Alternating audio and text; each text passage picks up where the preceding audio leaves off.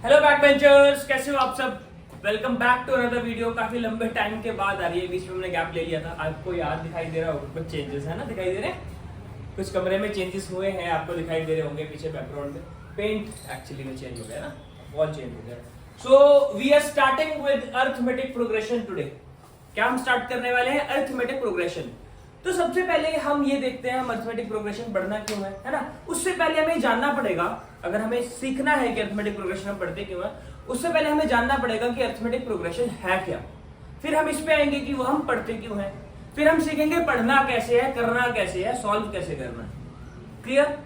Board perspective के according चलेंगे, सभी क्वेश्चंस वैसे ही करेंगे, स्टार्टिंग से बिल्ड करते हुए बोर्ड लेवल तक धीरे धीरे बढ़ाते चलेंगे लेवल। लेक्चर्स में लंबे ही डालने वाला हूं अब से, ठीक है, छोटा लेक्चर नहीं डालेंगे। पूरे का पूरा जो वीडियो है वो एक कट में ही पूरा लंबा जाएगा, चाहे 1 घंटा 1.5 घंटे का हो। और ऐसे 3 या 4 लेक्चर्स हम लेकर आएंगे, कोई 25 मिनट 30 मिनट्स का वीडियो अब से नहीं होगा। चलिए स्टार्ट करने वाले अरिथमेटिक प्रोग्रेशन। सो अरिथमेटिक प्रोग्रेशन स्टार्ट करने से पहले हमें एक चीज समझनी होगी, जिस टर्म का नाम है प्रोग्रेशन। एक टर्म जो मैं बार बार बोल रहा हूं, प्रोग्रेशन। इस प्रोग्रेशन नाम की टर्म का मतलब क्या है? ये प्रोग्रेशन एक्चुअली में है क्या? प्रोग्रेशन का मतलब क्या होता है? प्रोग्रेशन का मतलब बेटा पैटर्न से या सीक्वेंस से लिया जाता है। सीक्वेंस, प्रोग्रेशन का मतलब होता है सीक्वेंस, एक पर्टिकुलर सीक्वेंस। सीक्वेंस का मतलब पैटर्न। पैटर्न, सीक्वेंस के अंदर जो पैटर्न होता है बेटा वो फिक्स होता है। किसी भी सीक्वेंस के अंदर या किसी भी प्रोग्रेशन के अंदर जो पैटर्न होते हैं वो एक्चुअली में फिक्स्ड होते हैं। पैटर्न्स क्या होते हैं? फिक्स्ड होते हैं। अब फिक्स्ड पैटर्न किसी भी तरीके का हो सकता है, जैसे कि मैं लिख दूं, पहला नंबर मैंने 2 लिख दिया, अगला नंबर इसका मल्टीपल लिख दिया 4, अगला नंबर इसका मल्टीपल लिख दिया 8, अगला नंबर इनका मल्टीपल लिख दिया 2 से, कितना आ गया 16 है। देन अगला नंबर जो है मैंने इससे मल्टीप्लाई करके लिख दिया 2 से 32 एंड सो ऑन।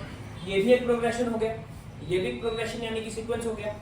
मैं ऐसे भी लिख सकता हूँ 1 2 3 4 5 6, ये भी एक प्रोग्रेशन है ना। इसमें इन सभी में एक फिक्स पैटर्न होगा बेटा। अगर मैं ऐसे लिख दूं 1 3 5 7 9, इन सभी के अंदर कुछ ना कुछ फिक्स्ड प्रोग्रेशन होगा ही होगा।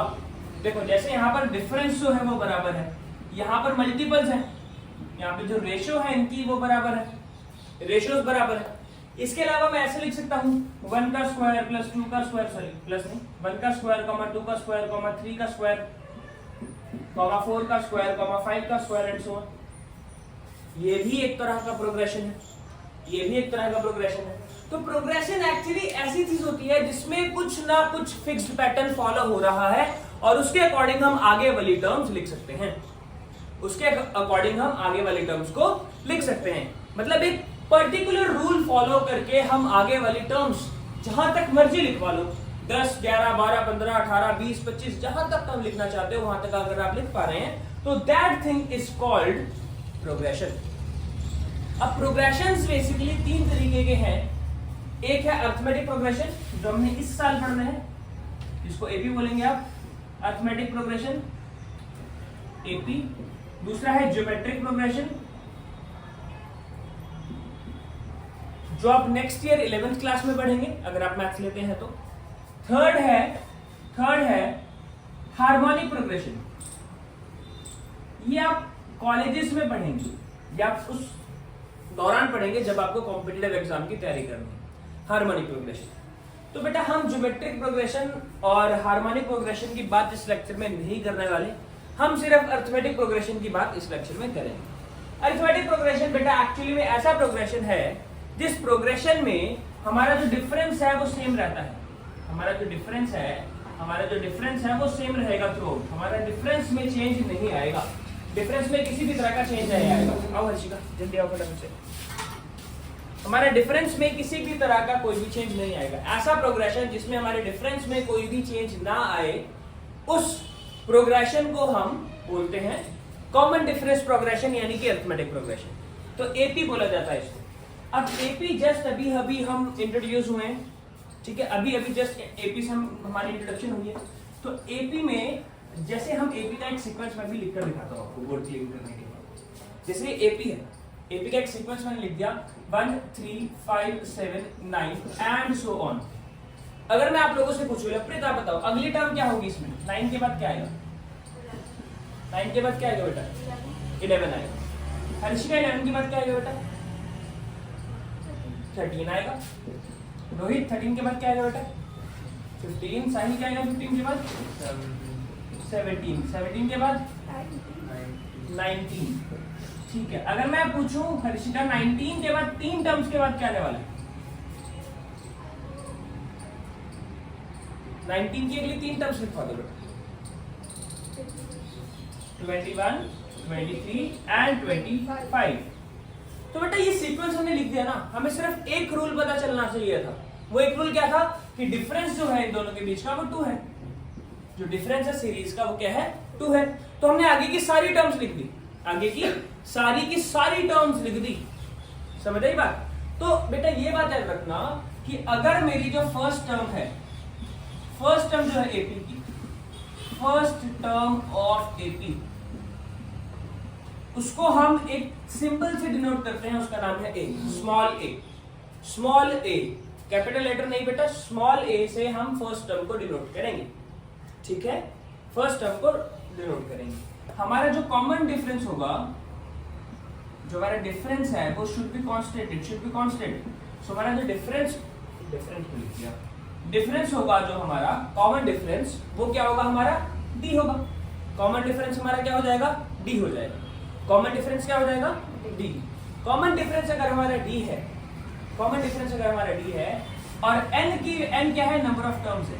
नंबर ऑफ टर्म्स को हम n से डिनोट करेंगे, नंबर ऑफ टर्म्स को हम n से डिनोट करेंगे।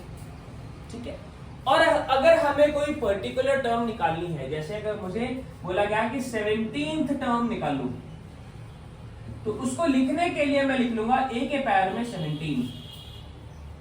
ठीक है, अगर मुझे किसी ने बोला कि 11th टर्म निकालो, 11th टर्म निकालो, तो मैं a के पैर में 11 छोटा सा लिख लूंगा। ठीक है, अगर मुझे a16 निकालना है तो मैं a के पैर में 16 लिख लूंगा। उसी तरह अगर मुझे an निकालना है, अगर मुझे an निकालना है, it means it is nth term of AP. nth term of AP को हम an के फॉर्मूला से लिखते हैं। ये बात समझ गई? अब इसको थोड़ा और सिंप्लीफाई करते हैं बेटा, अब इसको थोड़ा सा और सिंप्लीफाई करते हैं। इस चीज को जब हम सिंप्लीफाई करेंगे तो हमें क्या देखने को मिलेगा? जब हम इस चीज को सिंप्लीफाई करेंगे, देखिए ध्यान से, इस चीज को ध्यान से देखो बेटा।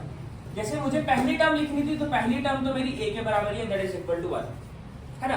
जब मुझे सेकंड टर्म लिखनी थी, मैंने क्या किया? मैंने जो डिफरेंस था उसमें ऐड कर दिया। एक्चुअल में वो a प्लस डी बना, सॉरी 1 प्लस 2, राइट। डिफरेंस 2 था ना, देखो डिफरेंस 2 है हर जगह। तो मैंने अगली टर्म लिखने के लिए क्या करा? उसमें डिफरेंस ऐड कर दिया। थर्ड टर्म निकालने के लिए भी मैंने डिफरेंस जो था इसमें ऐड कर दिया। सेकंड टर्म में जो डिफरेंस था वो ऐड कर दिया, यानी 3 प्लस 2 कर दिया, यानी कि a प्लस 2d कर दिया। डिफरेंस का डबल ऐड कर दिया। ये ऐसे समझ लो कि थर्ड टर्म निकालने के लिए मैंने क्या किया था? सेकंड टर्म प्लस डिफरेंस कर दिया था, है ना। सेकंड टर्म प्लस डिफरेंस कर दिया था। तो second term plus difference, second term क्या था? a प्लस d था। इसमें जब डिफरेंस ऐड करेंगे तो a प्लस 2d हो जाएगा। क्लियर? अगर हमारे पास फोर्थ टर्म निकालना है तो कैसे निकालेंगे? a3 प्लस d करके, a3 प्लस d करके फोर्थ टर्म निकालेंगे। अब a3 हमारे पास a प्लस 2d था, तो a plus 2d plus d कितना हो गया? a plus 3d। यस, अगर मुझे a5 निकालना है तो वो कैसे निकालेंगे? a5 plus a plus 4d, है ना। या फिर इसको अगर दूसरी तरीके से निकालना है तो कैसे निकालेंगे? a4 plus d। अब a4 क्या था हमारा? a4 a प्लस 3d था, है ना। तो यहाँ पर a plus 3d plus d करेंगे तो ये अपने आप a प्लस 4d आ जाएगा। मतलब अगर इसको मैं समराइज करूं, मैं a1 को a लिख रहा था या a प्लस 0d लिख रहा था, a2 को मैंने a प्लस d लिखा, a3 को मैंने a प्लस 2d लिखा, a4 को मैंने a प्लस 3d लिखा, a5 को मैंने a प्लस 4d लिखा, a6 को मैंने a प्लस 5d लिखा। इसी तरीके से अगर मैं ध्यान से देखूं, मुझे अगर a10 लिखना है तो क्या होगा? a plus 9d। बहुत बढ़िया, सही, a प्लस 9d। कैसे फिगर आउट किया हमने ये बात, यार ध्यान से देखो, a प्लस 9d लिखेंगे, a10 को क्या लिखेंगे, a प्लस 9d लिखेंगे। कैसे हुआ, हमें जो भी टर्म निकालनी है उससे एक कम d ऐड किया है हमने।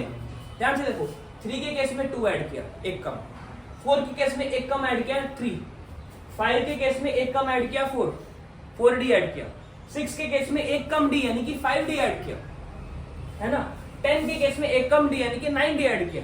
तो हर्षिका मुझे बताइए बेटा ए 100 क्या होगा, a प्लस 99d, है ना। लवप्रीत अगर मैं पूछूं आपसे a 72 क्या होगा, a प्लस 71d, राइट। अगर सरस्वती मैं आपसे पूछ लूं a n क्या होगा बेटा,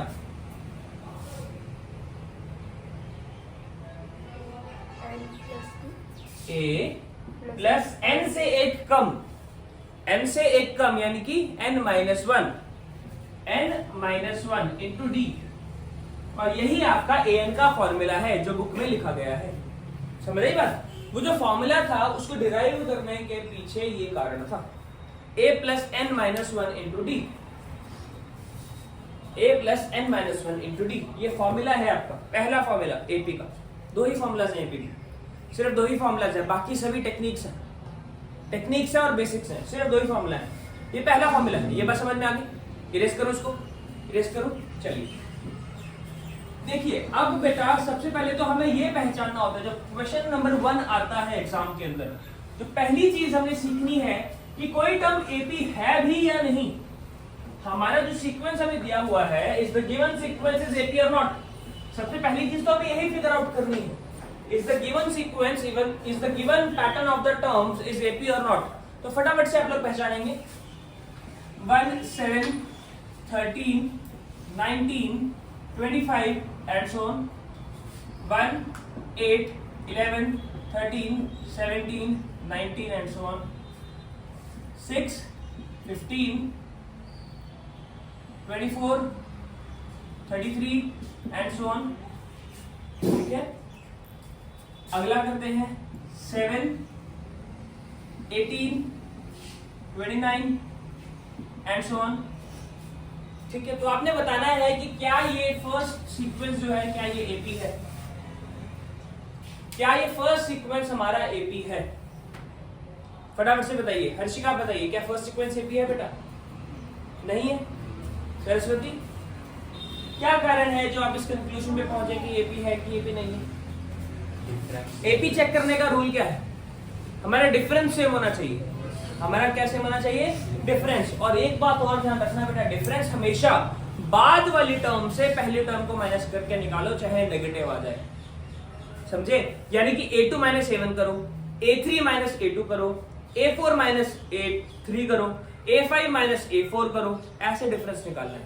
तो निकालें जरा फर्स्ट वाले का डिफरेंस। तो हमारा a क्या है 1, a2 क्या है 7, a3 क्या है 13, a4 क्या है 19, a5 क्या है 25। ठीक है, आप लोगों ने बोला ये नहीं है एपी, तो हम a2 माइनस 7 करते हैं। a2 माइनस 7 कितना आ गया, 7 माइनस 1 कितना आ गया, 7 माइनस 1 6 आ गया। अगर मैं a2 minus a3 minus a2 करता हूं तो ये कितना हो जाएगा, 13 माइनस 7 दैट इज 6। फिर a4 माइनस a3 कर दिया, कितना आएगा 19 माइनस 13 दैट इज 6। और a5 माइनस a6 कर दिया, a5 माइनस a4 कर दिया, कितना हो गया 25 माइनस 19, ये भी कितना आ गया 6 आ गया। तो हर एक डिफरेंस तो बराबर है ना बेटा, डिफरेंस तो हर जगह सेम ही होगा ना। हम कह सकते हैं डिफरेंस इज सेम थ्रूआउट, तो ये एपी होगा। तो फर्स्ट टर्म तो हमारा एपी हो गया। चलिए कोई बात नहीं, अगला टर्म देखिए, बताइए फटाफट से। 1 8 11 13 17 19 क्या ये एपी है, बताइए बताइए बताइए, क्या एपी है, क्या ये एपी है बेटा, नहीं है। क्यों, क्योंकि यहाँ पे जो डिफरेंस है वो 7 आया है, यहाँ जो डिफरेंस है वो 4 आया है, यहाँ जो 3 आया है, आगे जो डिफरेंस है वो 2 आया है, फिर आगे डिफरेंस अचानक से 4 आ गया, फिर आगे डिफरेंस अचानक से 2 आ गया। तो डिफरेंस जब सेम नहीं होगा तो वो एपी नहीं है। अगर एक भी जगह डिफरेंस आपको अलग मिल जाता है ना, अगर एक भी जगह आपको डिफरेंस अलग मिल जाता है तो बेटा एपी नहीं होगा। ये चीज क्लियर हो गई। एक भी जगह डिफरेंस हमारा अलग नहीं होना चाहिए, हर जगह हमारा डिफरेंस जो है सेम ही आना चाहिए। नेक्स्ट देखेंगे बेटा, नेक्स्ट इन दोनों का डिफरेंस क्या है? 9 है। 15 माइनस 6 9 आ गया। 24 माइनस 15 कितना आ गया? 9 आ गया। 33 माइनस 24 कितना आ गया? 9 आ गया। तो यहाँ जो डिफरेंस है वो बराबर है, तो ये क्या होगा? एपी होगा कि नहीं होगा? एपी होगा। ठीक है, अगला 18 माइनस 7 क्या होगा? 11 है। और 29 माइनस 18 कितना हुआ? 11। तो यहाँ पे भी जो डिफरेंस है, जितनी भी टर्म्स हमें दी हुई है उन सभी टर्म्स के अंदर डिफरेंस हमारा क्या है? बराबर है। डिफरेंस बराबर है तो इसका मतलब ये एपी होगा। इसका मतलब क्या हुआ कि ये एपी होगा। तो ये एपी हो गया हमारा, ये एपी है, ये एपी है, ये एपी है, ये एपी नहीं है। Yes no? इतना समझ में आया? इतनी चीजें क्लियर हो गई। अब हमें ये चीज निकालनी आ गई कि कोई चीज हमारे पास एपी है कि नहीं है, राइट। दूसरा, कभी कभी ये स्टेटमेंट जो है वो आ जाती है। Pause the video to note it out. Okay, तो बेटा नेक्स्ट क्वेश्चन जो ऐसे बोर्ड में आते हैं, देखो सबसे पहले आपको क्या दिया गया है, ये आपको सीक्वेंस दे दिया, सीक्वेंस की general term they the, an = 2n + 3 form में एक सीक्वेंस दे दिया। आपसे पूछा है कि इसकी पहली 3 टर्म्स लिखो और फिर चेक करो कि ये टर्म्स जो है एपी में है कि नहीं है। अगर एपी में है तो डी की वैल्यू निकालो। 3 चीजें करनी है हमें इसमें, राइट। तो सबसे पहली चीज, अगर हमें इसमें फर्स्ट टर्म लिखनी है तो फर्स्ट टर्म लिखने के लिए हम क्या करेंगे? फर्स्ट टर्म लिखने के लिए हम n की जगह 1 पुट करेंगे। n की जगह हम क्या पुट करेंगे? 1 पुट करेंगे। तो ये कितना आ जाएगा? 5 आ गया। 2 × 1 + 3 कितना आ गया? 5 आ गया। 2 × 1 + 3 कितना आ गया? 5 आ गया। a2 कितना हो गया? 2 × 2 + 3 कितना हो गया? 7 हो गया। 2 × 2 + 3 कितना हो गया? 7 हो गया। ठीक है। थर्ड टर्म क्या है? 2 × 3 + 3 कितना हो गया? 6 + 3 9 हो गया। तो हमारे पास टर्म्स क्या बनी? 5 7 और 9। क्या ये सीक्वेंस एपी होगा? बताइए, क्या ये सीक्वेंस एपी है? सबसे पहले इनका डिफरेंस चेक करेंगे। डिफरेंस क्या है? 7 - 5 2, 9 - 7 2। तो डिफरेंस जो बराबर आ रहा है, yes they are AP, yes they are in AP and the value of D is equal to 2। अगला करें, नेक्स्ट करें। इसमें अगर a1 निकालना है तो n की जगह क्या पुट करना पड़ेगा? 1। तो 2 की पावर 1 पुट करना है बेटा, तो ये तो 2 ही हो गया। a2 निकालना है तो 2 की पावर 2, तो 4 हो गया। बहुत बढ़िया। अगर a3 निकालना है तो 2 की पावर 3, दैट इज 8। 6 क्यों होगा? ठीक है। तो हमारे पास टर्म क्या बनी? 2 4 8। इनका डिफरेंस 2, इनका डिफरेंस 4। 2 डिफरेंस है, 8 और 4 में 2 डिफरेंस है। क्या था? चलो, 8 और 4 में कितना डिफरेंस है? 4 का डिफरेंस है। तो डिफरेंस सेम नहीं है, डिफरेंस जो है सेम नहीं है। अगर डिफरेंस सेम नहीं है तो ये एपी नहीं होगा, तो not an AP. It is not an AP. ये बात समझ में आ गई? ये सुनो, समझ में आया कि नहीं आया? है ना? नेक्स्ट पार्ट, a1 क्या हो जाएगा? 4 × 1 - 3 कितना हो गया? 1 हो गया। a2 4 × 2 - 3 कितना हो गया? 5 हो गया। a3 4 × 3 - 3 कितना हो जाएगा? 12 - 3 9 हो गया। 9 हो गया। कितना समझ में आया सभी को? इतना सभी को समझ में आया? अभी ये क्या बन रहा है? 1 5 और 9। क्या ये एपी है? No 4 yes it is an AP, yes it is an AP and the value of D is 4. Till then pause the video to note it down. Okay, तो जो टॉपिक हमने अभी पढ़ा बेटा उसके ऊपर हम कुछ बोर्ड के क्वेश्चंस लेकर आए हैं। 5 एक और स्लाइड में और लेकर आएंगे और 4-5। तो बेटा देखो, सबसे पहली चीज, हमें क्वेश्चंस का डिफिकल्टी लेवल धीरे धीरे बढ़ा रहा हूं मैं, है ना। तो हम क्वेश्चंस को करेंगे बहुत ज्यादा मजे के साथ। इसमें हमें दे दिया find a and b so that the numbers a 7 b 23 are in AP। इसमें हमें बोल दिया कि ये जो नंबर्स हैं a 7 b 23 are in AP। Is it visible? दिखाई दे रहा है? वाइट हो गया, दिखाओ। लेट मी सी। मतलब जब आप आगे आ रहे हो ना तो पीछे का पूरा अच्छा, जब मैं आगे आ जा रहा हूं तो पीछे का वाइट हो जा रहा है। नो वरीज, कोई बात। अब ठीक है, चलिए देखो बेटा, A7B23 ये सभी की सभी टर्म्स एपी के अंदर हैं। मतलब A7B23 ये सारी की सारी टर्म्स हमारी एपी के अंदर हैं। अगर एपी के अंदर है तो क्या चीज होनी चाहिए? कॉमन डिफरेंस होना चाहिए। इनका जो डिफरेंस है दैट शुड बी इक्वल। तो d की वैल्यू 7 माइनस a होगी। होगी कि नहीं होगी? होगी, बिल्कुल होगी। d की वैल्यू b माइनस 7 भी होगी, यस। और d की वैल्यू 23 माइनस b भी होगी। d की जो वैल्यू है वो 23 माइनस b भी होगी, है ना। अब इसमें मैं दो इक्वेशन उठा लेता हूं जिसमें b की वैल्यू मुझे मिल रही है। ये भी d के बराबर है, ये भी d के बराबर है। d यही तो सिखाया था, बाद वाली टर्म से पहली टर्म माइनस करो, यही तो सिखाया था। तो 23 माइनस b करेंगे तो d आ जाएगा, उसी तरह b माइनस 7 करेंगे तो d आएगा। मैंने क्या देखा? कॉमन b किसमें है? b किसमें है? जिसमें b है, जिसमें भी b है वो हम निकाल रहे हैं, ठीक है। उन दोनों को इक्वेट कर रहे हैं। मतलब हम क्या करेंगे? हम b minus 7 is equal to 23 minus b बराबर कर रहे हैं। b वाली टर्म्स को एक तरफ कर दो और बिना b वाली टर्म्स को एक तरफ कर दो। तो ये b इधर आकर क्या हो जाएगा? b plus b is equal to 23 plus 7। b plus b will be 2b। 2b is equal to 30। b की वैल्यू कितने हो जाएगी? 30 divided by 2 that is equal to 15। b का वैल्यू 15 आ गया। अब देखो बेटा, अगर b की वैल्यू 15 है, b की वैल्यू 15 है तो कॉमन डिफरेंस हम निकाल सकते हैं।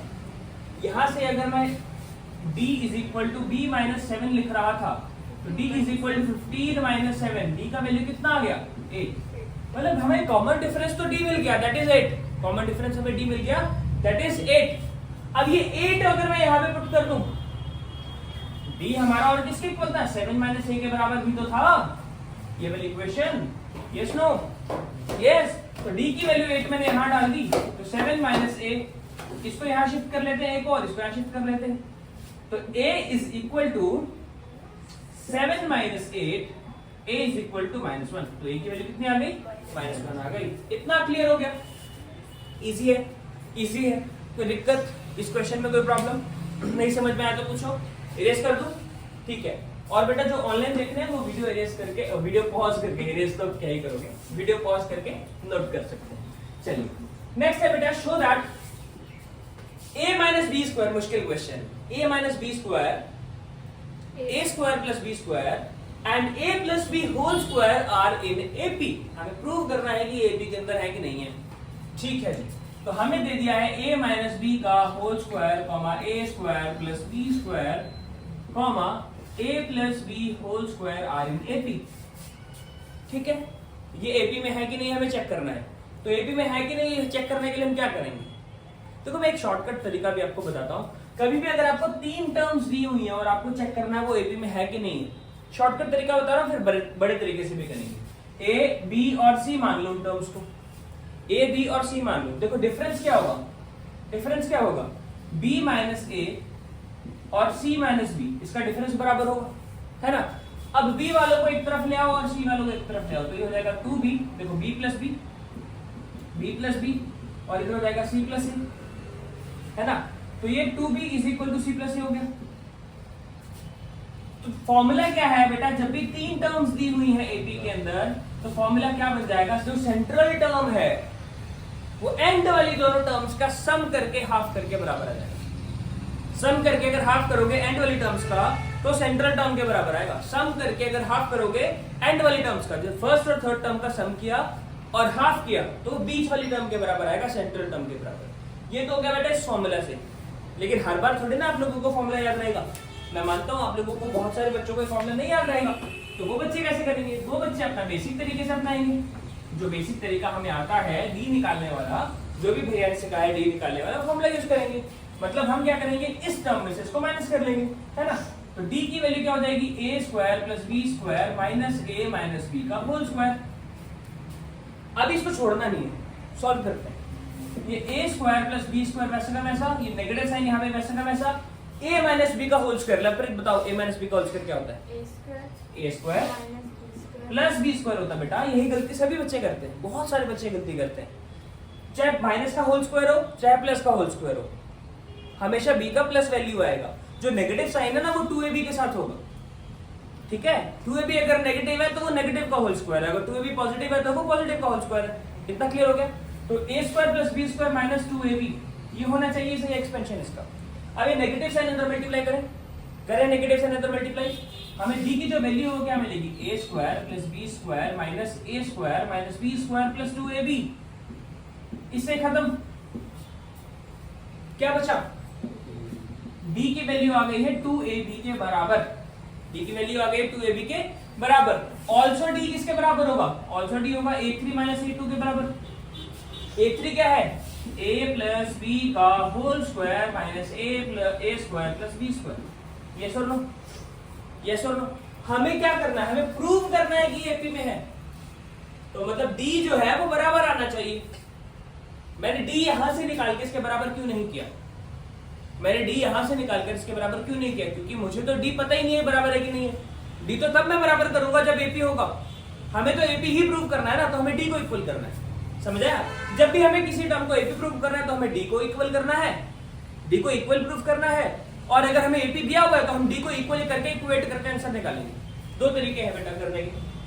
देखो बेटा आप इसको करते सॉल्व, इसका होल स्क्वायर खोलेंगे तो a square plus b square plus 2ab minus a square minus b square. ये नेगेटिव साइन दोनों से मल्टीप्लाई हो, a स्क्वायर से स्क्वायर खत्म, b स्क्वायर से b स्क्वायर खत्म। ये क्या बना? 2ab। ये क्या बना? 2ab। और इधर भी d की वैल्यू क्या आ गई? 2ab।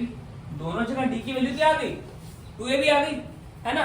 Since d is 2ab therefore the terms are in, very good Saraswati, the terms are in 80। और बेटा अब आप लोग वीडियो पॉज करके नोट कर सकते हैं। अभी मैं इसको इरेज कर रहा हूं, और हम चलते हैं अगले क्वेश्चन की तरफ। Question number 3। Question number 3, if nth term of an AP is 2n plus 1। nth term इसने बोला AP का। अच्छा nth टर्म क्या होता है? ये सर ऋषिका बताइए nth टर्म क्या होता है?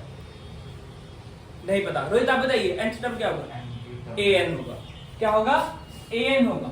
nth टर्म an होगा। मैंने आपको बताया था अभी a10 का मतलब क्या होगा? 10th टर्म मतलब a10। अगर 100th टर्म की बात कर रहा हूं मतलब a100, 70th टर्म की बात कर रहा हूं मतलब a70, 64th टर्म की बात कर रहा हूं यानी कि a64, 7th टर्म की बात कर रहा हूं यानी कि a7, अगर 10th टर्म की बात कर रहा हूं तो a10। दोबारा आ गया क्या? 11th टर्म की बात करें तो a11। ठीक है, समझ आ गया? तो अगर nth टर्म की बात कर रहा हूं तो इसका मतलब क्या होगा? an होगा। क्या होगा? an होगा। nth टर्म की अगर मैं बात कर रहा हूं तो क्या होगा? वो an होगा। तो इसने क्या बोला? an is 2n plus 1। an किसके बराबर है? 2n plus 1 के बराबर है। अभी ऐसा क्वेश्चन किया था पीछे हमने, रिमेंबर? इसने क्या बोला? What is the sum of first 3 terms. कह रहा पहली 3 रकमों का सम क्या होगा? तो पहले पहली 3 रकमें निकाल लें, फिर उनको ऐड कर लेंगे। As simple as that. तो a1 निकाल लेते हैं, a1 a2 और a3 निकाल लेते हैं। तो अब आप बताएंगे साहिल a1 निकालने के लिए हम क्या करेंगे?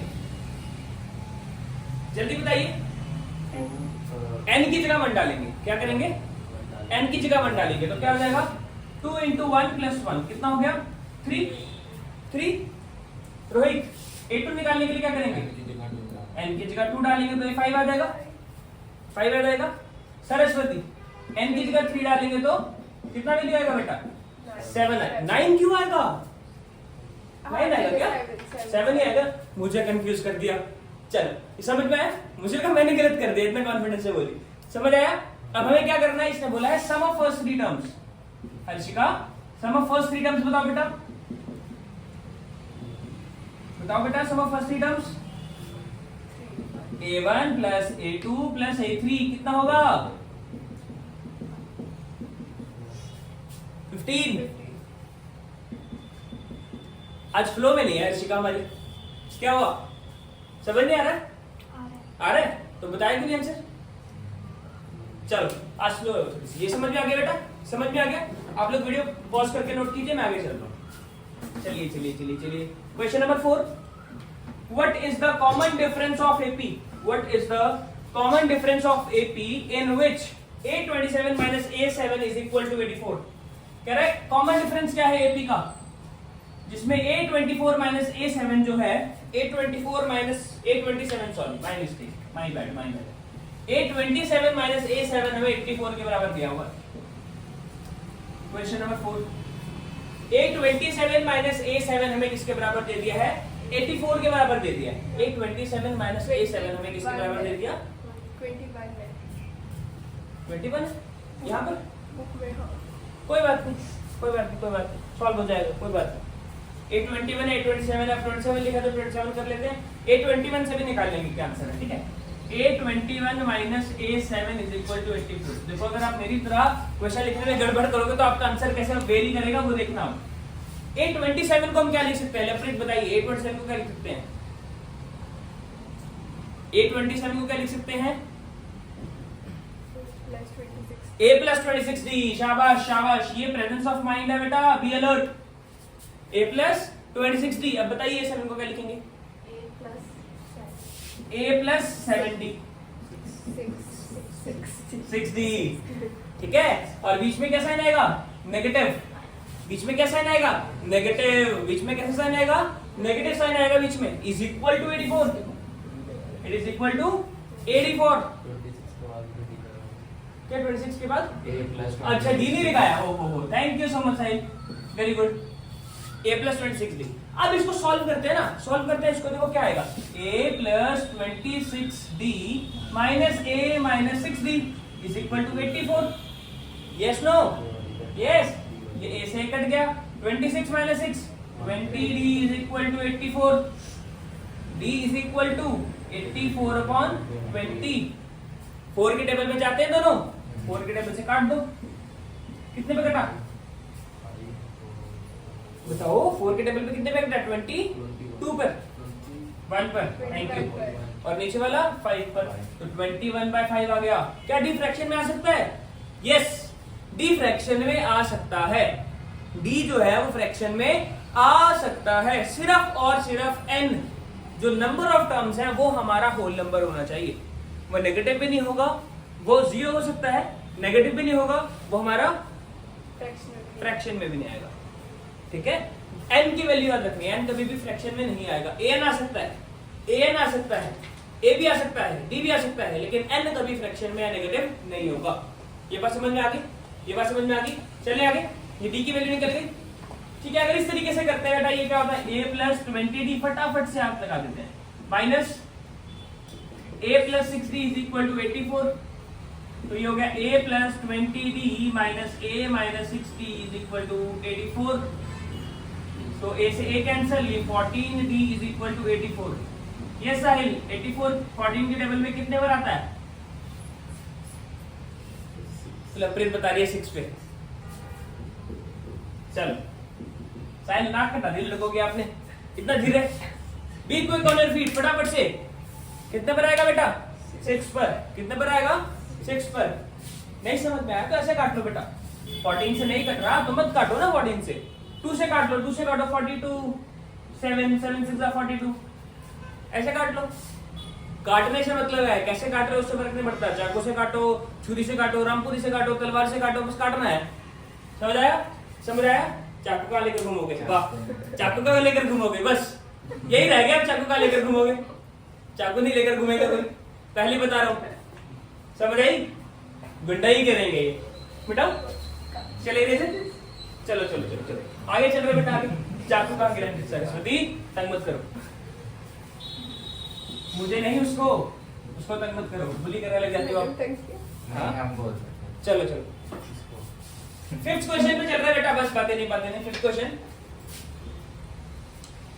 which term of AP 3, 15, 27, 39, 3, 15, 27, 39, कह रहा है इसमें से कौन सी term will be 120 more than 21st term, कह रहा है an क्या होगा कि अगर एक केस है मेरे पास, उसमें बोला 21st टर्म है, यानी कि 121 है, इसमें अगर मैं 120 ऐड कर दूं तो जो टर्म बनेगी वो कौन सी टर्म होगी? 21st नहीं 21st टर्म नहीं होगी, क्वेश्चन नहीं समझे आप। उसने हमें ये भी दे दिया, ये दे दिया 8, 3, 15, 27, 39 ऐसे टर्म जा रही है।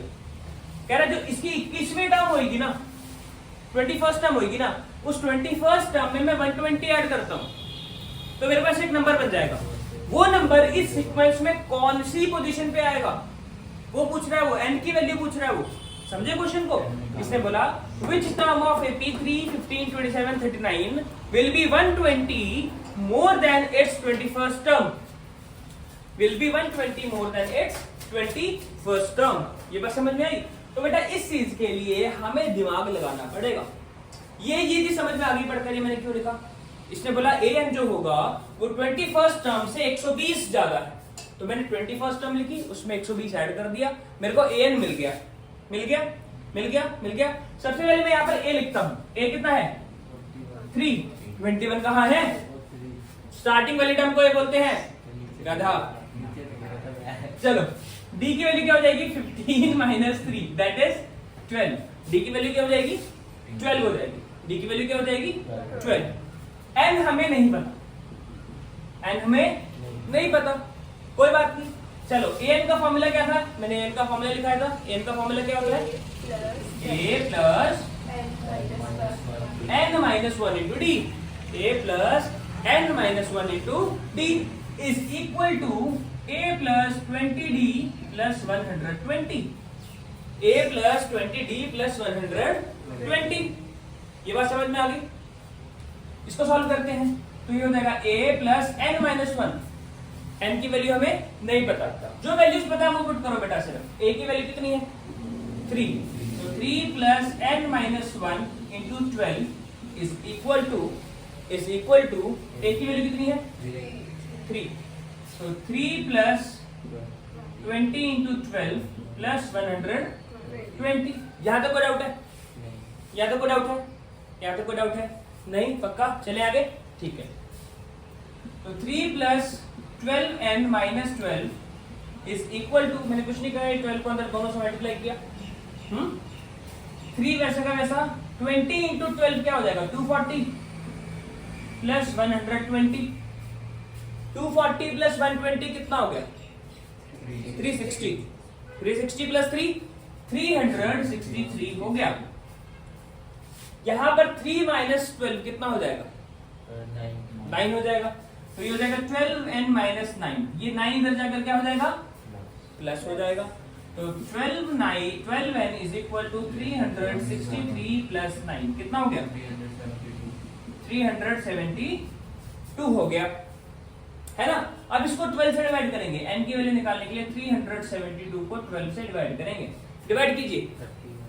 12 1 आर 12, 12 3 आर 36 एंड फिर 12 आ गया तो 31। n का वैल्यू कितना आ गया हमारा? 31 आ गया। अब जिन बच्चों को सीधा 12 से डिवाइड नहीं करना आता वो मेरी शक्ल देख रहे हैं, कोई बात नहीं बच्चों, कोई जरूरत नहीं आपको सीधा 12 से डिवाइड करने की, गलती होने का चांस आपका ज्यादा होगा। आप इसको पहले 2 से डिवाइड कीजिए। 2 से डिवाइड करो, कितना आएगा? ये 2 से डिवाइड करेंगे तो कितना आएगा? 186 अपॉन 6। फिर इसको दोबारा 2 से डिवाइड कर लो, कितना आ जाएगा? 93। अब 3 1 3 3 3 1 खत्म। 31 ऐसे कर लो, या दूसरा तरीका ये वाला है बेटा, 12 को आप ऐसे 372 से डिवाइड कर सकते हैं, जो आपका ओल्ड स्कूल मेथड है। देखो कुछ बुरा नहीं है, हमें सवाल क्वेश्चन आंसर निकालने से मतलब है। आप चाहे ऐसे निकालो चाहे ऐसे निकालो, हंसने वाली कौन सी बात है? ऐसे भी निकाल सकते हो बेटा, कुछ शर्म नहीं है। शर्म जिसने करी उसको मैथ्स नहीं आएगा। आपको ये तरीका आता है, इससे करो। इसमें कॉन्फिडेंस नहीं है, कोई बात नहीं, इससे कर लो। 1-2 मिनट एक्स्ट्रा लगेंगे, लेकिन कमांड बन जाएगी धीरे धीरे। समझ आई? आपको आंसर निकालने से मतलब है। ये चीज समझ में आई? ठीक है, ये 5 क्वेश्चन हमने किए। Till then pause the video to note it down और हम आगे चलेंगे। ओके, हम लेकर आए हैं बेटा नेक्स्ट सेट ऑफ क्वेश्चंस आप लोगों के लिए। ठीक है, और ये भी सारे के सारे बोर्ड के ही क्वेश्चन थे जो बोर्ड में आए हैं। तो इसने बोला find the middle term of the AP. जो एपी हमें दिया हुआ है, क्या एपी दिया हुआ है? 6, 13, 20 अप टू 216। ये एपी हमें दे दिया है, क्वेश्चन नंबर 6, 13, 20 ये एपी हमें दे दिया है। इस एपी में कह रहा है 216 तक एपी जा रहा है, कह रहा है इसकी मिडिल टर्म निकालो। मिडिल टर्म पता है कैसे निकलेगी? मिडिल टर्म निकालने के लिए हमें क्या करना पड़ेगा बच्चों, हमें सबसे पहले नंबर ऑफ टर्म्स निकालनी पड़ेगी। क्या निकालनी पड़ेगी? Number of terms. अगर नंबर ऑफ टर्म्स जो है वो ऑड हुई, अगर नंबर ऑफ टर्म्स जो है हमारी ऑड हुई नंबर ऑफ टर्म्स, तो हम क्या करेंगे, हम सीधा n प्लस 1/2 कर देंगे, हमें सेंट्रल टर्म मिल जाएगी, है ना। और अगर हमारी नंबर ऑफ टर्म्स इवन हुआ, तो सीधा हम n/2 करेंगे, हाफ करके सेंट्रल टर्म आ जाएगी। ये बात समझ में आ गई? सेंट्रल टर्म ऐसे आ जाएगी। ये बात समझ में आ गई? इतना क्लियर हो गया, है ना? इतना क्लियर हो गया। अब इसको करना कैसे वो सॉल्व करके बताता हूँ, है ना। देखो इस क्वेश्चन में बच्चे बहुत मिस्टेक करते हैं, तो फटाफट से मुझे बताओ बेटा, लंबरी ए की वैल्यू कितनी है और डी की वैल्यू कितनी है? डी की वैल्यू कितनी है? 7। कैसे 7 आई? 13 माइनस 6 करके 7 आ गया। n की वैल्यू हमें पता है क्या? जो साथ साथ सॉल्व कर सकता है साथ साथ सॉल्व करे, जो सॉल्व कर सकता है साथ साथ सॉल्व करो। पेज चलाओ पेन। an का फॉर्मूला बताओ सरस्वती, n का फॉर्मूला a प्लस नहीं भूलना है, मल्टीप्लाई कर दोगे पेपर में, ठीक है। a plus n minus 1 into d. अब इसमें a की वैल्यू पुट कराओ 6। an कितना दिया हुआ बेटा? 216। तो an कितना हो गया? 216 is equal to 6 plus n की वैल्यू हमें नहीं पता, d की वैल्यू कितनी है? 7। ये 6 यहाँ आकर क्या हो जाएगा? डिवाइड हो जाएगा। हाँ ये कर लो पहले, माइनस होगा, क्या हो जाएगा? माइनस हो जाएगा। ये कितना हो जाएगा? 210। ये कितना हो जाएगा? 210। ये कितना हो जाएगा? n minus 1 into 7। n minus 1 into 7। अब क्या करेंगे, इस 7 को दो तरीके हैं, या तो अंदर मल्टीप्लाई कर लो, जो तरीका मैं एडवाइस नहीं करूंगा। 7 को यहाँ लाके डिवाइड कर दो, दूसरा तरीका वो ज्यादा आसान है, उसमें कैलकुलेशन कम लगेगी, ठीक है। आप चाहे तो दोनों तरीके से कर सकते हैं, या तो इसको आप ऐसे कर लो, 210 is equal to n minus 1 into 7, है ना। 7 से अंदर मल्टीप्लाई कर लो, ये हो जाएगा 210 is equal to 7n minus 7। ये 7 यहाँ भेजिए, ऐड हो जाएगा, तो हो जाएगा 217 is equal to 7n। n की जो वैल्यू है वो आ जाएगी 217 अपॉन 7, डिवाइड करेंगे तो कितना देगा? 31। n कितना देगा? 31। दूसरा तरीका है कि हम क्या करेंगे, 210 को 7 से डिवाइड करेंगे, n माइनस 1 के बराबर लिख देंगे, ये आ जाएगा 30। 30 is equal to n minus 1, ये 1 यहाँ शिफ्ट होगा, तो ये हो जाएगा 31 is equal to n। n की वैल्यू कितनी आ गई? 31। जो तरीका आपको अच्छा लग रहा है उससे कर लीजिए, मेरी तरफ से कोई फोर्स नहीं है। दोनों में n का वैल्यू 31 आया। अब क्वेश्चन खत्म नहीं हुआ है, क्वेश्चन में उसने मिडिल टर्म पूछा था। क्वेश्चन में उसने क्या पूछा था? मिडिल टर्म बताओ। अब n हमारा क्या आया है? ऑड आया है। n is odd, n is equal to 31 which is odd, odd. तो ऑड का फॉर्मूला क्या था बेटा? ऑड का फॉर्मूला अर्शी का बताएंगे? हाँ, उसको इवन बना के 2 से डिवाइड कर देंगे, इवन बना के 2 से डिवाइड कर देंगे, तो n प्लस 1/2 कर देंगे, तो ये हो जाएगा 16th टर्म। कैसे? 31 प्लस 1/2 कितना हो गया? 32/2, दैट इज 16th टर्म। कौन सा टर्म होगा? 16th टर्म हमारा मिडिल टर्म होगा। अब बच्चे 16 लिख के आ जाते हैं, वो गलत है। उसने क्वेश्चन में पूछा है मिडिल टर्म निकालिए, उसने ये नहीं पूछा कौन सी टर्म मिडिल टर्म होगी, समझे। उसने ये नहीं पूछा कि कौन सी टर्म मिडिल टर्म होगी, मतलब आपको A16 निकालना है, समझे। A16 आपको यहां पर निकालना है। A16 निकलेगा A प्लस 15D करके। A16 कैसे निकलेगा? A प्लस 15D करके। A16 कैसे निकलेगा? A प्लस 15D करके। तो A की वैल्यू कितनी थी बेटा? 6 और 15 वैसे का वैसा। D की वैल्यू कितनी थी? 7। 15 7s are 105, तो 6 प्लस 105 कितना आ गया? 111। ये आंसर आ गया। तो 111 जो टर्म है, 111 जो टर्म है वो 16th टर्म होगी और वो मिडिल टर्म होने वाली है। ये बात समझ में आ गई? ये बात समझ में आ गई?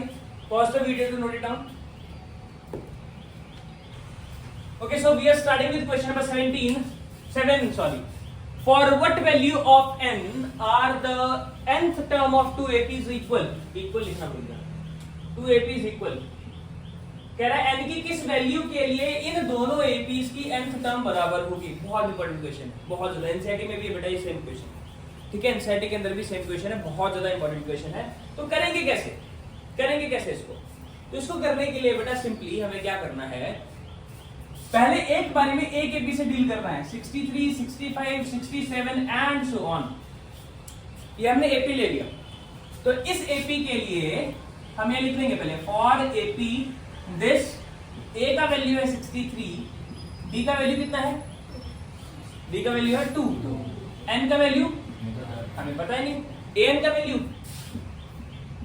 वैल्यू क्या हो जाएगा, a plus n minus 1 into d. अब बिना n की वैल्यू पुट करे आप n की वैल्यू निकालिए, n कितना हो जाएगा, a की वैल्यू कितनी है 63 plus n minus 1 into D, D की वैल्यू कितनी है 2। पुट करते हैं इसको बेटा, an will be 63 plus 2n minus 2, तो an कितना आ गया 63 is equal to 61 plus 2n, ये हमारा an आ गया, ये हमारा an आ गया, है ना। अब दूसरे एपी की बात करेंगे, फॉर एपी, दूसरा एपी क्या था 3, 7 का गया 3, 10, 17, तो 3, 10, 17, हमारा a का वैल्यू कितना है, हमारा a का वैल्यू है 3, d का वैल्यू कितना है 7, d का वैल्यू कितना है 7, और n का value we do not know, n का वैल्यू कितना हो जाएगा a plus n minus 1 into d, तो an की वैल्यू कितनी हो जाएगी, a कितना है 3 प्लस n माइनस 1 यानी कि n माइनस 1, d का वैल्यू कितना है 7, यहाँ पुट कर देते हैं, an is equal to 3 plus 7n minus 7, so an is equal to कितना हो गया 7n माइनस 4, तो a के n की वैल्यू 7n माइनस 4 आई और a के n की वैल्यू 61 प्लस 2n आई। क्वेश्चन में बोला गया था कि दोनों के दोनों an जो है वो बराबर है, दोनों के दोनों an जो है वो बराबर है, since both of the ans are बराबर नहीं इक्वल, तो 61 plus 2n is equal to 7n minus 4, 61 plus 2n is equal to 7n minus 4, n वाली टर्म्स हम एक तरफ कर लेंगे और बिना n वाली एक तरफ कर लेंगे, तो ये हो जाएगा 65 is equal to 5n, 65 is equal to 5n, तो n की जो वैल्यू है वो कितनी हो जाएगी 65 अपॉन 5, n की वैल्यू कितनी हो जाएगी 13, n की जो वैल्यू है वो कितनी हो जाएगी 13 हो जाएगी, n की हमारी वैल्यू कितनी हो गई 13 हो गई। तो बेटा 13th टर्म इन दोनों एपीज के बराबर होगी, इन दोनों एपी की 13th टर्म बराबर होगी। वेरिफिकेशन कर लें, कभी कभी वेरिफिकेशन भी पूछ लेता है, बोलता है वेरीफाई योर रिजल्ट, तो वेरिफिकेशन कर लेते हैं, वेरिफिकेशन कर लेते हैं, इस एपी में A13 निकाल के देखते हैं, इस एपी का A13 मैं यहाँ ऊपर निकाल रहा हूँ, तो ये हो जाएगा A प्लस 12D, तो A प्लस 12D, A कितना है 63, 12 इंटू D कितना है 2, तो दिस विल बी 63 प्लस 24, कितना आ गया 6 प्लस 2 87, दूसरे वाले का A13 निकाल लो, दूसरे एपी का A13 यहाँ निकाल रहा हूँ मैं, तो A13 क्या हो जाएगा इसका भी A प्लस 12D, तो A13 के लिए A की वैल्यू कितनी है 3 और D की वैल्यू कितनी है 7, तो A13 का वैल्यू कितना आ जाएगा 3 प्लस 84 दैट इज 87, दोनों का 87 आया तो वेरीफाई, ठीक है। तो 13th टर्म इन दोनों एपीज की बराबर होगी, ये चीज क्लियर हो गई, is it clear, is it clear, ठीक है। नोट कीजिए बेटा, हम आगे चल रहे हैं, आगे आप लोग तो वीडियो पॉज करके बैक करके भी नोट कर सकते हैं, ठीक है बेटा। ये जो क्वेश्चन है बेटा मैं हमेशा से करवाना चाहता था, इवन जिस स्कूल में मैं पढ़ाता हूँ स्कूल के बच्चे भी ये क्वेश्चन करना चाहते हैं, तो ये क्वेश्चन बहुत इंपॉर्टेंट है और अक्सर एग्जाम में आ जाता है ना। तो ये क्वेश्चन बार बार आपको सीखना पड़ेगा, ऐसे क्वेश्चन करने के लिए ना आपको डरना नहीं है। सबसे पहले ऐसा कोई भी क्वेश्चन हो कि mth टर्म n है, nth टर्म m है, pth टर्म q है, qth टर्म r है, डरना नहीं है ऐसे क्वेश्चंस के लिए, बिल्कुल बेसिक पकड़कर चलोगे तो ये क्वेश्चन हो जाएंगे। बस क्वेश्चन समझना है क्या है, क्वेश्चन देखना है क्या बोल रहा है, इसलिए हमें यहाँ पे ये देखना है if pth term of AP is q, मतलब pth टर्म यानी कि AP, A के पैर में P, इसने बोला pth टर्म जो है वो q है, pth टर्म जो है वो हमारा q है, ठीक है, मान लिया pth टर्म हमारा q है, and qth term is p, इसने दूसरी रकम क्या बोल दी, दूसरी टर्म क्या बोल दी कि AQ is equal to P, दो बातें इसने हमें बता दी कि pth टर्म हमारा q है और qth टर्म हमारा p है, तो हमें प्रूव करना है कि जो nth टर्म है वो ये होगी, nth टर्म हमें प्रूव करनी है कि an जो है ये होने वाली है, an जो है वो p प्लस q माइनस ये nth टर्म है या nth टर्म। चलिए देख लेते हैं, ये मेरे अकॉर्डिंग nth टर्म होनी चाहिए। चलो स्टार्ट करें, आगे करें इसको, है ना। देखो जरा इसमें m यहाँ पे n है, हाँ ये n होना चाहिए था, वही मैं बोल रहा हूँ। चलिए करें स्टार्ट। देखिए बेटा अब a p q के बराबर है ना, तो a p की वैल्यू क्या होगी, a p का वैल्यू क्या होगा, a plus yes p minus 1 into D. शाबाश, सही, बहुत बढ़िया, यही होगा। an को लिखते हैं a plus n minus 1 into d, तो a p को लिखेंगे a plus p minus 1 into D, ठीक है। और ये किसके बराबर था बेटा, q के बराबर था। किसके बराबर था, q के। अब a q को क्या लिख सकते हैं, a q को क्या लिख सकते हैं, a plus q minus 1 into d. तो ये किसके बराबर था, p के बराबर था। एलिमिनेशन कर दो बेटा। जब भी कभी ऐसा क्वेश्चन आए तो आप लोगों को क्या करना है, सबसे पहले एलिमिनेशन करना है। क्या करना है, एलिमिनेशन। और एलिमिनेशन करते टाइम डरना नहीं है। नेगेटिव नेगेटिव नेगेटिव काट दिया, क्या बना, p minus 1 into d minus q minus 1 into D is equal to q minus p is equal to q minus p। याद तक समझ में आया, याद तक समझ में आया। अब देखिए बेटा यहाँ पे d को अंदर मल्टीप्लाई कर रहा हूं मैं, ये हो जाएगा pd minus d minus qd plus d is equal to q minus p। याद तक समझ में आया कि नहीं आया, याद तक समझ में आया, इजी है। याद तक समझ में आया बेटा, कोई दिक्कत। देखो मैंने क्या किया, इस p को d से मल्टीप्लाई किया, pd आ गया, नेगेटिव d से मल्टीप्लाई किया तो माइनस d आ गया। इस माइनस 1 को मैंने q से मल्टीप्लाई किया और d से किया तो माइनस qd आ गया। इस माइनस को 1 से करेंगे तो plus 1 into D plus D हो गया। इस d से ये वाला d कैंसिल हो जाएगा, dd कैंसिल हो गए। यहां से अगर मैं d कॉमन लेता हूं बेटा, यहां से अगर मैं d कॉमन लेता हूं तो क्या बनेगा, d अगर मैंने कॉमन ले लिया तो बचेगा p माइनस q, और यहाँ पे क्या था, q माइनस p, है ना। तो d is equal to q minus p upon p minus q। अगर ऊपर से मैं नेगेटिव साइन कॉमन लेता हूं बाहर, ये ऐसे समझो कि एक जगह यहाँ पर 7 माइनस 3 है और नीचे से 3 माइनस 7, आंसर क्या होगा, -1। आंसर क्या होगा, -1। क्यों, क्योंकि ये बनेगा 4 और ये बनेगा -4, तो आंसर हो जाएगा -1। सेम उसी तरीके से दोनों टर्म्स हैं, सब्ट्रैक्ट हो रही है लेकिन आगे पीछे हैं, तो आंसर क्या बनेगा, -1। डी की जो वैल्यू है क्या आ जाएगी, -1 आ जाएगी। डी की वैल्यू क्या आ जाएगी, -1। जिनको फिर भी समझना है, मैंने यहाँ कैसे काट दिया, मैंने क्या किया, मैंने डी की वैल्यू को ये q माइनस पी में से मैंने नेगेटिव साइन कॉमन ले लिया। ध्यान से देखिए, इस q माइनस पी में से नेगेटिव साइन मैंने कॉमन ले लिया। नेगेटिव साइन कॉमन लूंगा तो बचेगा minus of p minus q upon p minus q। तो अब कट के ये -1 आ गया, ठीक है। तो d की वैल्यू -1 आ गई, d की वैल्यू क्या आ गई, -1। अब d की वैल्यू उठाकर चाहे यहाँ पुट करो चाहे यहाँ पुट करो, कहीं भी एक जगह हम पुट करके a की वैल्यू निकालेंगे, चाहे यहाँ पुट करो चाहे यहाँ पुट करो। तो हम क्या कर रहे हैं, अब इसके बाद हम कर रहे हैं a plus p minus 1 into -1 is equal to q। d की जगह मैंने -1 डाल दिया, d की जगह मैंने -1 डाल दिया। सॉल्व करते हैं इसको, तो ये बनेगा a plus sorry minus p, a minus p plus 1 equals to q। इसको वहां शिफ्ट करते हैं, a की वैल्यू निकाल लेते हैं। a की वैल्यू आ जाएगी, a की वैल्यू आ जाएगी p plus q minus 1। a की वैल्यू क्या आ गई, p plus q minus 1। a की वैल्यू आ गई p प्लस q माइनस 1। अब इसने क्वेश्चन में क्या पूछा था, nth टर्म पूछी थी। क्वेश्चन में क्या पूछा था, nth टर्म पूछी थी। तो थोड़ा सा मैं इरेज कर रहा हूं ऊपर वाला, इसका ये वाला। nth टर्म निकालने का फॉर्मूला होता है, nth टर्म निकालने का फॉर्मूला होता है an, यानी कि a plus n minus 1 into d.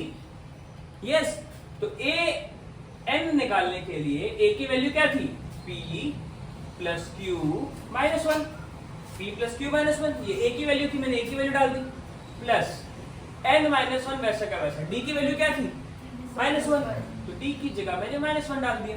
तो ये क्या बनेगा, an is equal to p plus q minus 1 minus, देखो माइनस n से मल्टीप्लाई होगा, माइनस n, और ये प्लस से मल्टीप्लाई होता तो प्लस 1, ये खत्म। तो an की वैल्यू क्या बनी, p plus q minus n. हमें क्या प्रूफ करना था? यही प्रूफ करना था, यही प्रूफ करना था, तो hence proof.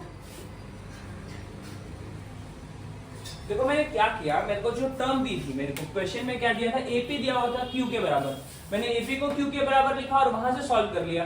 A plus P minus one into D, A Q को पी के बराबर लिखा, A plus Q minus one into D, दोनों को सब्ट्रैक्ट कर दिया। सब्ट्रैक्ट करने के बाद मेरे पास ये बन गया, ये बन गया। ये बनने के बाद मैंने क्या करा, उसको खोल दिया, उसको सिंप्लीफाई कर दिया। सिंप्लीफाई करने के बाद डी अंदर मल्टीप्लाई किया, फिर जो कट रहे थे उनको काट दिया, फिर डी कॉमन लिया, p माइनस क्यू बना, उसको डिवाइड में भेजा, वो डी की वैल्यू माइनस वन आई। डी की वैल्यू माइनस वन आने के बाद किसी भी एक इक्वेशन में पुट करोगे, ए की वैल्यू निकालोगे। जो ए की वैल्यू आई और डी की वैल्यू आई, ए एन के अंदर पुट कर दिया, हमें आंसर मिल गया। यही करना है आपको, सबसे पहले एलिमिनेशन करके डी निकालना है, डी निकालने के बाद ए निकालना है और ए और डी की वैल्यू ऊपर पुट करनी है। बस इतना ही काम करना है, समझे? चलिए बेटा इसको मैं इरेज कर रहा हूँ, 19th क्वेश्चन की तरफ चलेंगे। 9th क्वेश्चन की तरफ, सॉरी 19th क्वेश्चन नहीं है वो। आई होप आपने नोट कर लिया हो, नहीं तो वीडियो पॉज करके हम नोट कर लेंगे।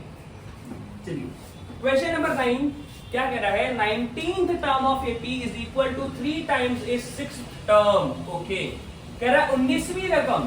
9th क्वेश्चन में क्या बोला इसने कि 19th टर्म ऑफ एपी यानी कि A19 is equal to 3 times its 6th term, मतलब 3 टाइम A6 के बराबर है। 19th टर्म का मतलब क्या होता है, A प्लस 18D, और 6th टर्म का मतलब क्या होता है, A plus 6D, A plus 5D, sorry A plus 5D। क्या बनेगा ये, A plus 18D is equal to 3A plus 15D। एक तो ये इक्वेशन आ गई। दूसरा कह रहा है if 9th term is 19 find the AP। चलिए वो तो अब बाद की बात है, पहले इसको सिंप्लीफाई करते हैं, A वाले एक तरफ बिना A वाले एक तरफ, है ना। तो ये हो जाएगा 3A माइनस A, ये हो जाएगा 18D माइनस 15D, तो ये हो गया 3D is equal to 2A। 3D is equal to 2A, ये आ गया, यही होगा, 3D is equal to 2A हो गया, है ना। तो ये एक इक्वेशन आ गई। दूसरा इसने क्या बोला हमें कि 9th टर्म यानी कि A9 इज इक्वल टू 19 के बराबर है ना। तो 9th टर्म यानी कि A plus 8D is equal to 19।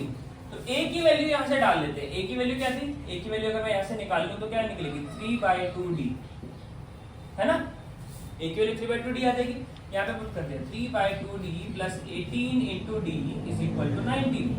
LCM लो इसका, एलसीएम लेंगे इसका, एलसीएम लेंगे तो कितना आ जाएगा, 3D plus 36D upon 2 is equal to 19। 3D plus 36D कितना हो गया, 39D। तो this will be 39D is equal to 19 into 2। तो D की वैल्यू क्या हो जाएगी, 19 इंटू 2 बाय 39। तो D is equal to 38 by 39। D का वैल्यू 38 बाय 39 आ गया, D का वैल्यू 38 बाय 39 आ गया। थोड़ा सा अलग आ रहा है, पता नहीं, एक बार क्वेश्चन ध्यान से देख लें। इसने बोला कि 19th term of the AP यानी A plus 18 is equal to 3 times its 6th term यानी A प्लस 5D के 3 गुना है, तो 3A प्लस 15D होगा। यहाँ पे 36 था, 18 टू 36 नहीं होता, 18। अच्छा ठीक है, ये मिस्टेक हो गई, थैंक यू। 8 था ना ये, 8 को गलती से 18 लिख दिया हमने। अब इसका एलसीएम ले लो, एलसीएम लेंगे तो क्या हो जाएगा, 16 हो जाएगा। वही तो वो थोड़ा अटपटा रहा है। 3D प्लस 16D कितना हो गया, 19D। तो ये सब गलत हो गया, यहाँ करेंगे।